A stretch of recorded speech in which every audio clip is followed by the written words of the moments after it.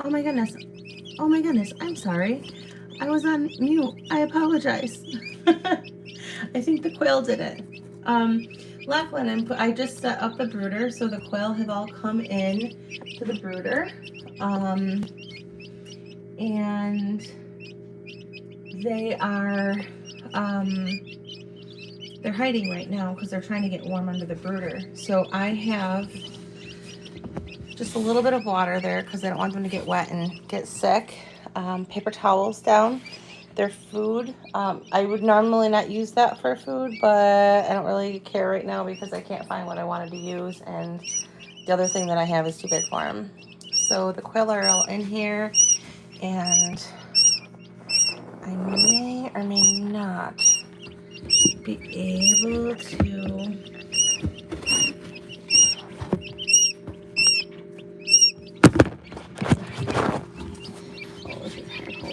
Wait, hold on, I think I did it better this way. Did it like this.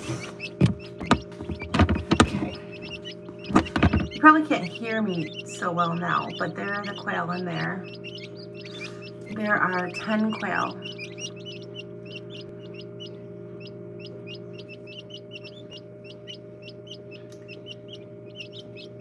And they're getting warm under the heater.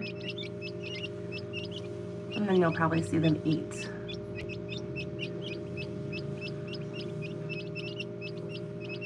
I think there might be one more quail. It didn't hatch, and I was kind of breaking open the eggs before I tossed them. And he was in there. You're not supposed to hatch assist, but instead of just throwing the egg out, I decided to hatch assist, and he's sitting in there right now. Actually, there's 2 more eggs that I haven't taken out yet. Hold on.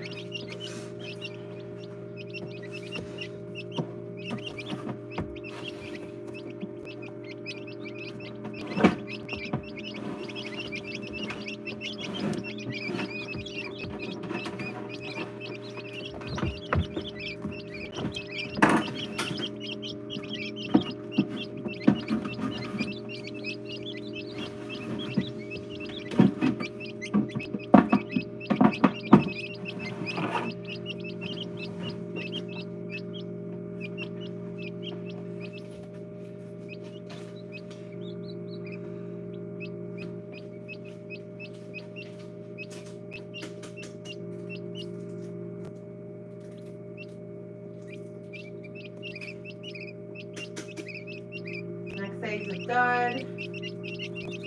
Next egg's a dud. Okay. So 10, possibly 11. Probability that that 11th one will not make it though, just because it didn't want to hatch on its own, so it probably wasn't healthy enough. Thank you.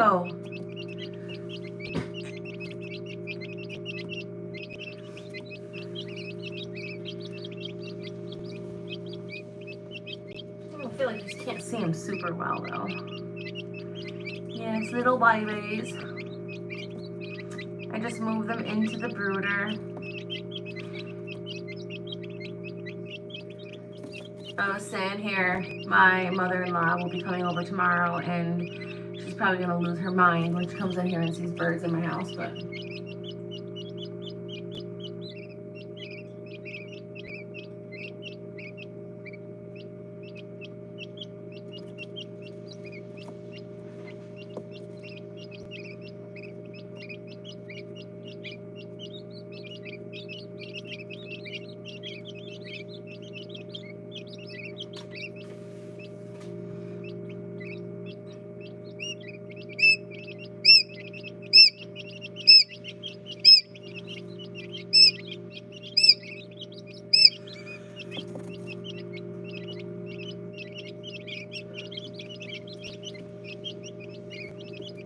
aw, thank you for the hearts.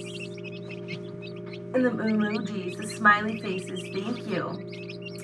Kids are doing good, they're outside. I mean, they're in an incubator, but they're outside.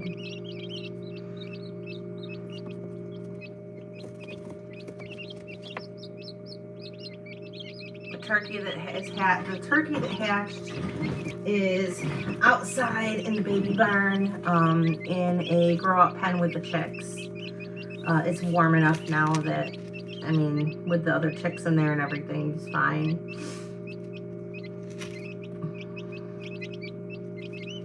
You know what? I could probably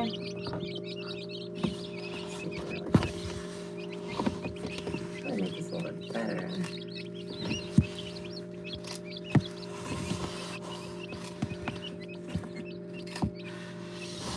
There we go.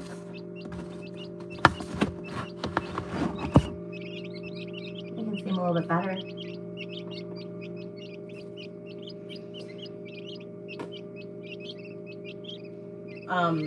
I do have bad news about the pig though. And I hate to even say this. I felt really, really bad, but my boyfriend reminded me that I'm not a pig farmer, and I guess this is how you make mistakes when you learn. This is the 3rd year that I've been raising pigs, and I've never had a problem. But this year I did. I went out yesterday, so we lost that first pig. Actually, my daughter went to her dad's funeral, we came back, and the pig was gone. And we lost that pig. And then I went out last night, and another pig was having a seizure. So I looked into it, and I figured out what happened. There is a germ that lives in pig feces, and if you don't disinfect the mud with lime, that germ can continue to live. It only affects pigs, but that germ can continue to live. And I didn't disinfect the mud pit, so when it got warmer and I opened them up to the mud pit, and so they weren't just inside, they got all the germs from the previous pigs. Normally, these germs would only last for 3 months, but unfortunately for me, and for the pigs, like these germs would only live for 3 months outside, but unfortunately for me, I took my pigs to butcher, and then moved the babies in probably like, I don't know, like 4 or 6 weeks later. So normally when you have a normal butchering schedule of like September and then get feeder pigs in the spring, it doesn't affect it. But because we had a late butcher and we moved pigs in right away, it's my fault. The pig was underweight and small and growth stunted. It's my fault that we lost them. I have to go get some more piglets because people already put a deposit down on these pigs. So I'll be going out next week. I'm really, really sad about that because the antibiotics killed the bug in the first one. So we lost 2 pigs. The antibiotics killed the bug. And God, I feel like I'm sitting here talking to my therapist. Nobody's listening to me. Like I'm sitting here like looking at the phone and just like talking to a big giant Tupperware container basically. Yeah, so the antibiotics killed it, but because it's a bug that attacks the GI system, the nutrition wasn't absorbed properly. So it basically, kind of like with goats, right? Like how anemia hits them with the worm, the barber pole worm. Well, this bug, which is it's a strand of E. coli that only affects pigs. It's species specific. So last night I went out there and I went to feed the pigs, and there were 3 pigs left and only 2 pigs ran up. So I jumped in there and waddled through the mud and found a piggy laying in the mud. I called the guy that sold it to me and just said, hey, I just want to know, like, have they been vaccinated, just to double check again. And we talked about it, and he says, I have no idea what's going on. I'm like, okay. So I'm going to go out and get some more. We'll have to quarantine them, though. Like, quarantine these other guys from them and from the barn and disinfect everything. And then I got him out. He's covered in mud because he's just laying in the mud. He's shivering. He's cold. So I picked them up. So I'm covered in mug and pig poo, right? Like all over the place. He had a fever. I put him in the shower and washed everything off. Washed him and dried him really, really good. Then I gave him penicillin, sugar, sugar, water, electrolytes, and vitamin B. Is that all I gave him? It's syringe fed electrolytes into him. Later, and then I put him in my dog crate with a nice blanket in the house, so he was nice and warm and dry and clean. And got woken up a couple hours later, probably not even that long, because he was shaking and he was having a seizure. So he did not make it. That's the part that sucks about farming is, you can make mistakes. Even if you don't make mistakes, you can lose animals. You will. Hey, you gotta go to bed. You will lose animals. Not you can. You will. Okay. On his chin. Ew. Go away. That's not throat. That's water. All right, get in bed.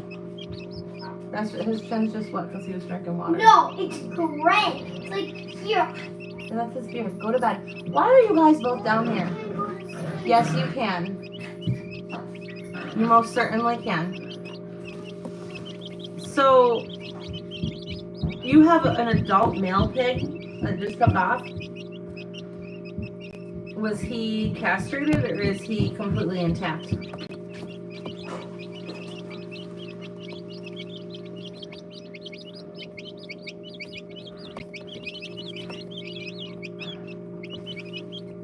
We had a lot of loss this month. I mean, so you guys know about the dog attack that came and ate our entire flock of birds.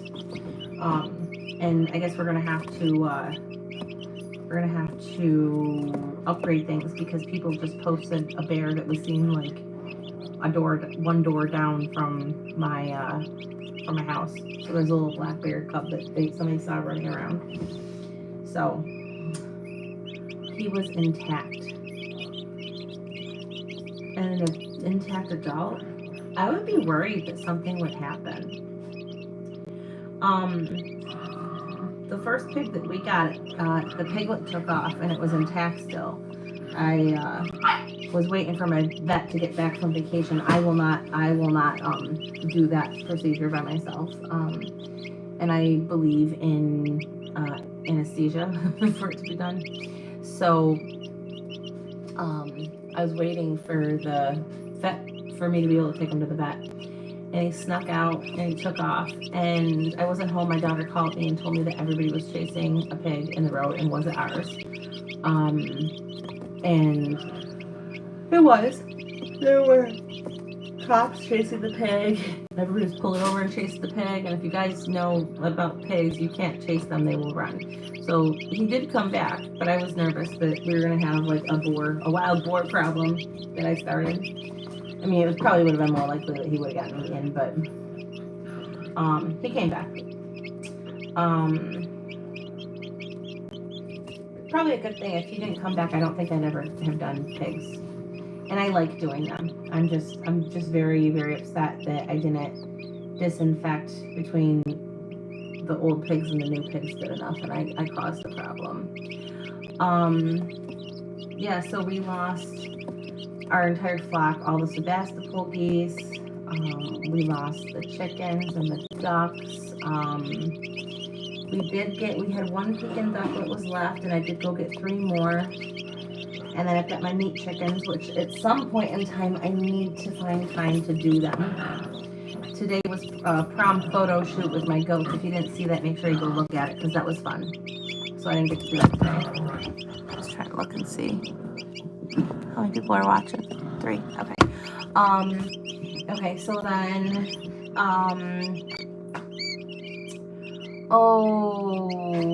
then we lost Oh.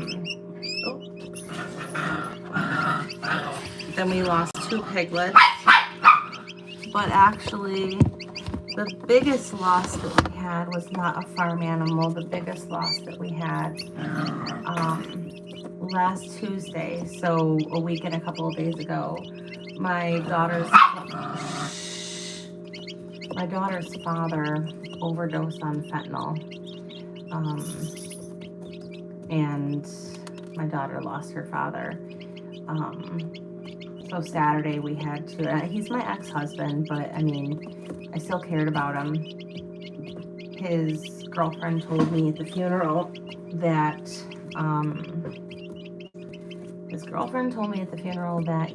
that she was basically giving him drugs.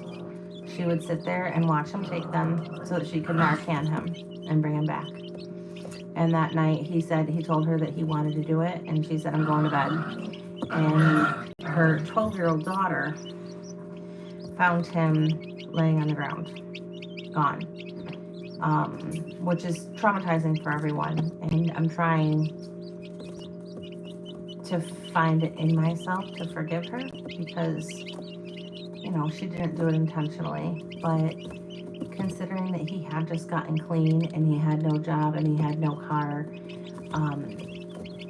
and he was only out of jail for a week, there is absolutely, in my humble opinion, I don't think there was any way that he could have gotten them without her help. So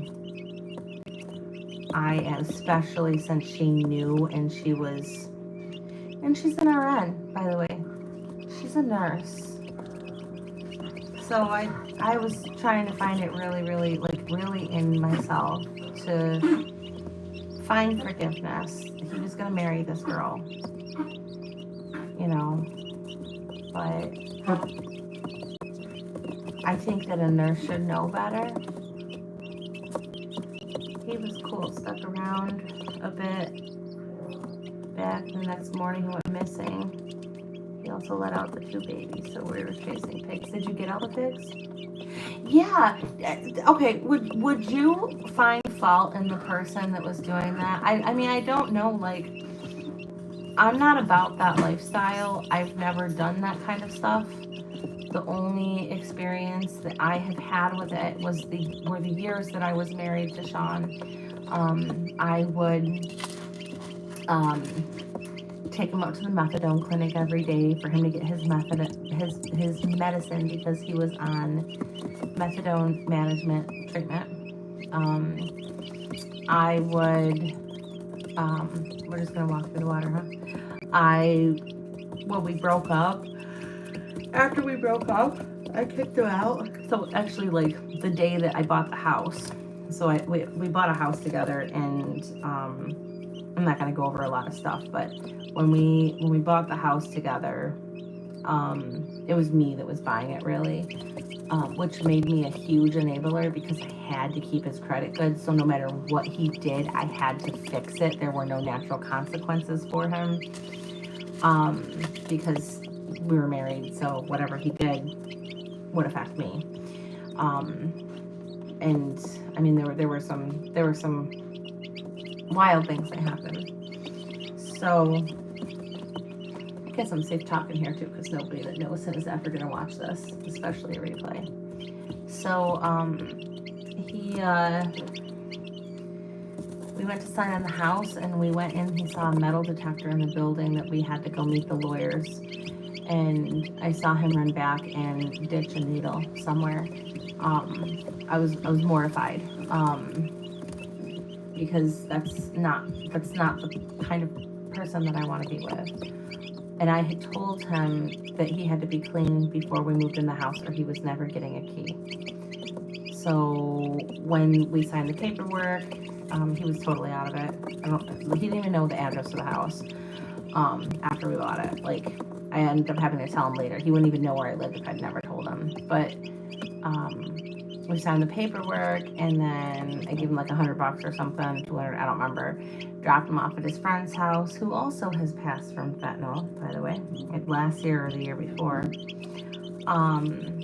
And because he wanted to go there. And I said, okay, I'll pick you up later. And I had no intention of picking him up, and I never did. He begged to come back, and I told him, you need to be clean for 18 months, and rehab doesn't count. So he went out. He went to rehab. He came back.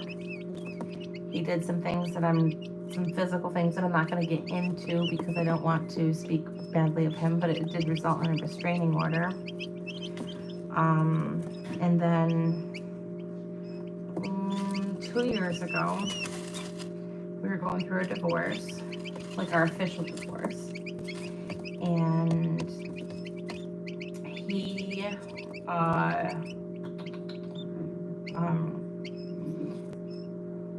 wanted to pay me $200 and have me sign off so he never had to pay child support or something. And he kept blowing up my phone and kept calling me nonstop. And I knew he wasn't clean when you do that. Like, nobody that's clean does that kind of stuff. Especially, he loved his daughter. He loved his daughter.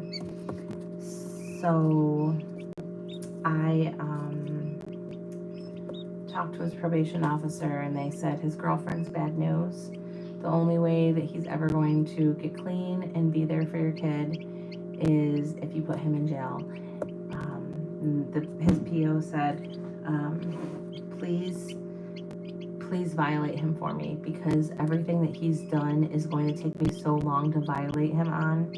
You know, he had a car accident and he had some other things, but they would have to wait for the charges for those to come through. He's like, and it was still not even a guaranteed, and he was like, violate him, get him in jail, it's gonna help him. Get him away from this woman. So I violated him. He went to jail.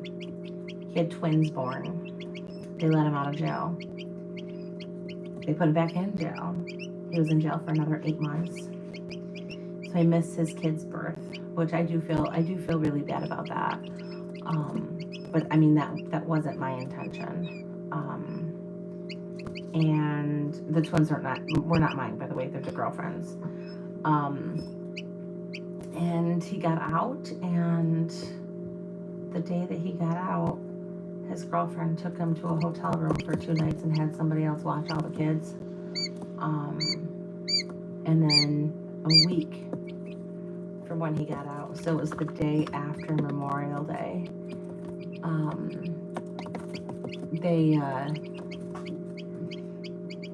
her 12-year-old found him on the ground. I think they used like 6 things of Narcan on him. His mental problems out of hand. I only had to deal with heroin addicts in the family. We adopted my cousins. So, just from knowing what I know, there's what you see on the news, and then there's what's true and what's real. I'm at 4%. I hope I don't die on you. But here, I'm gonna turn the flash off so maybe we last a little bit longer.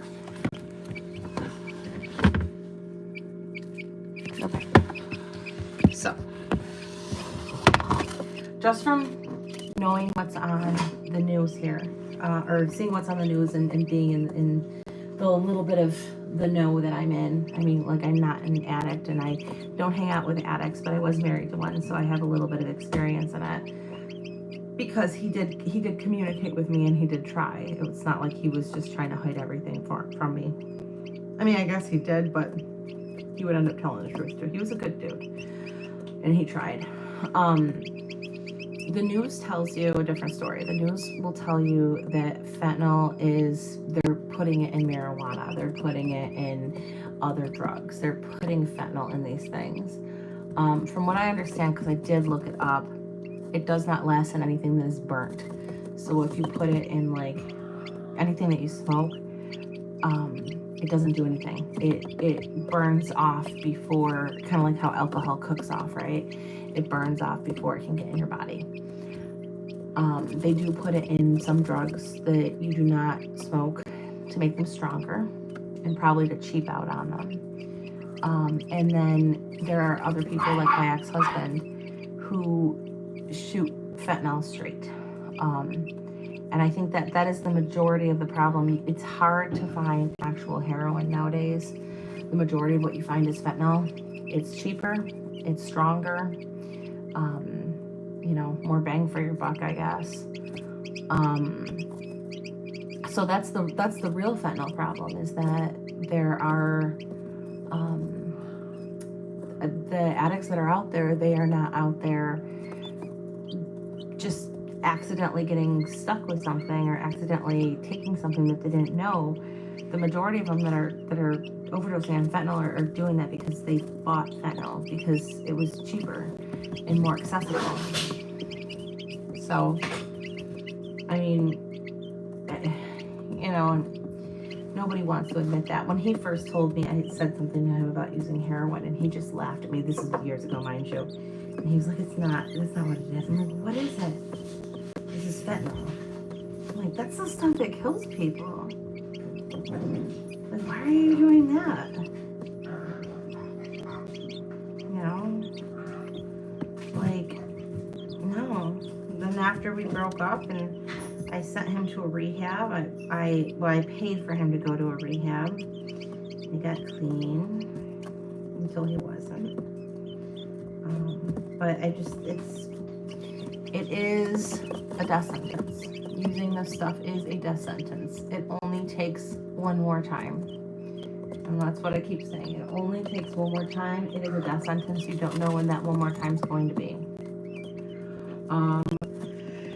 And then, I was really sad. He was really sad. Every time he saw my daughter, he'd have a big smile on his face, and he'd be like, Claire Bear! And I've never seen him. I mean, that time it was open casket, and it didn't look like him. And I've never seen him without a smile on his face. So,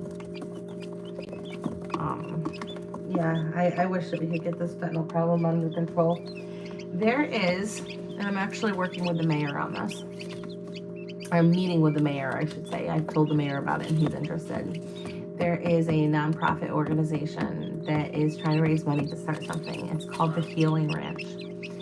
So the problem that I see with addicts is that a rehab is a revolving door. It fixes them until it doesn't, and then they just keep going in, and then there's no beds for anybody because they keep getting used by the same people.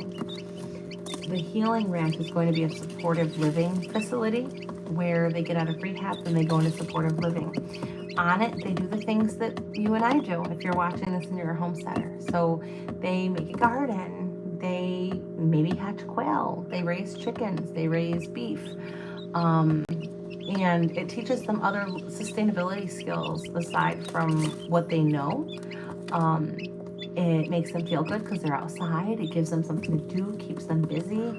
And I think that it's something that we really need in this area, in a lot of different areas. Last year, he was still alive, but they told me about it. And I mean, my heart still hurts, like, even from, you know, being forced to divorce him, basically. You know, like, I want to say being forced. He brought it on himself, you know, like, he was a good guy and he could have been a different person, and my heart hurt even last year. So I was volunteering with them. I did goat yoga with them, and we raised money, and that was fun. I think I'm gonna do it again. But we're gonna do some sort of fundraiser, and we're meeting with the mayor here because I would love to see this up and running. I think that it would be so good for the community. And there's going to be more parts to it, but it's going to be really good. The Healing Ranch is what it's called. If you want to donate, they want money. They need money. It's nonprofit, so it's tax deductible too. And then